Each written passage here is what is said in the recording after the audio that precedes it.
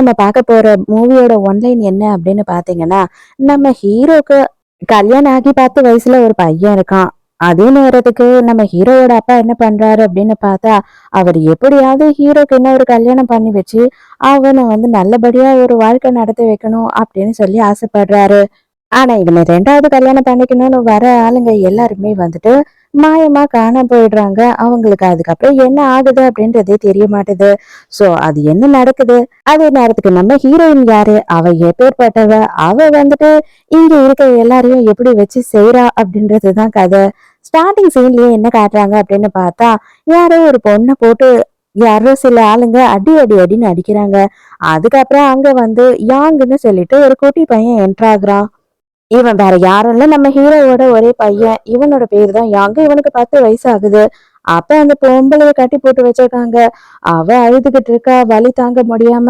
நான் தான் ஆல்ரெடி உன்கிட்ட சொன்னேன் இல்லையா? எனக்கு சித்தியா வரணும் அப்படின்னு ஆசைப்படுறவங்க யாரும் உயிரோட இருந்ததா சரித்திரமே கிடையாது. நான் அப்ப வார்ன் பண்ணும்போது நீ எஸ்கேப் ஆகி போயிருக்கணும்.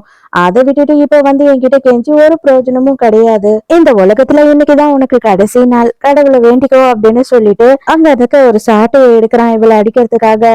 இப்பதான் ஒரு பாட்டியை நமக்கு இன்ட்ரோடியூஸ் பண்றாங்க. இவங்களோட பேரு சோஃபின். இவங்க ஒரு காஃபி ஷாப் வச்சிருக்காங்க. இந்த காஃபி ஷாப்போட ஓனரே இவங்க தான். அது மட்டும் இல்லாம நம்ம ஹீரோயினோட பாட்டியும் இவங்க தான். இவங்க இப்போ அவங்களோட பேத்திக்கு 32 வயசு ஆயிடுச்சு. எப்படியாவது கல்யாணம் பண்ணணும் அப்படின்னு சொல்லி மாப்பிள்ளை தேடிட்டு இருக்காங்க. அந்த டைமுக்கு தான் நம்ம ஹீரோவோட வீட்டுக்கு இவங்க போறாங்க. இவங்களும் ஹீரோவோட அப்பாவும் ஒருத்தர் ஒருத்தர் நல்லா தெரிஞ்சவங்க. அந்த நேரத்துக்கு அங்க வீட்டுல ஹீரோவும் இருக்கான். ஹீரோ யாரு அப்படின்னு பார்த்தா பெட் டாக்டர். இன்ட்ரடியூஸ் பண்ணும் போதே அவன் பூனைக்குட்டியை தான் கொஞ்சிக்கிட்டு இருக்கான். இவனோட பேரு கெவின். இவனுக்கு கல்யாணம் ஆகி அவனோட பொண்டாட்டி விட்டுட்டு எவன் கூடயோ ஓடி போயிட்டா. அதுல இருந்து இந்த பையன் மனநிலை சரியில்லாம ரொம்ப எல்லார் மேலயும் கோவப்பட்டு கத்திக்கிட்டு இருக்கான். உள்ள வரும்போது ஹீரோவோட அப்பா என்ன கேக்குறாருன்னா, உன்னோட பேத்திக்கு 32 வயசு ஆயிடுச்சு இல்லையா அப்படின்னு சொல்லி கேக்குறாரு. அதுக்கு ஹீரோ அப்பா சைலண்டா இருங்க தயவு செஞ்சு, எதுக்கு வரவங்க போறவங்க கிட்ட எல்லாம் இதை கேக்குறீங்க அப்படின்னு சொல்லும் போது பாட்டிக்கும் இன்ட்ரெஸ்ட் ஆயிடுது.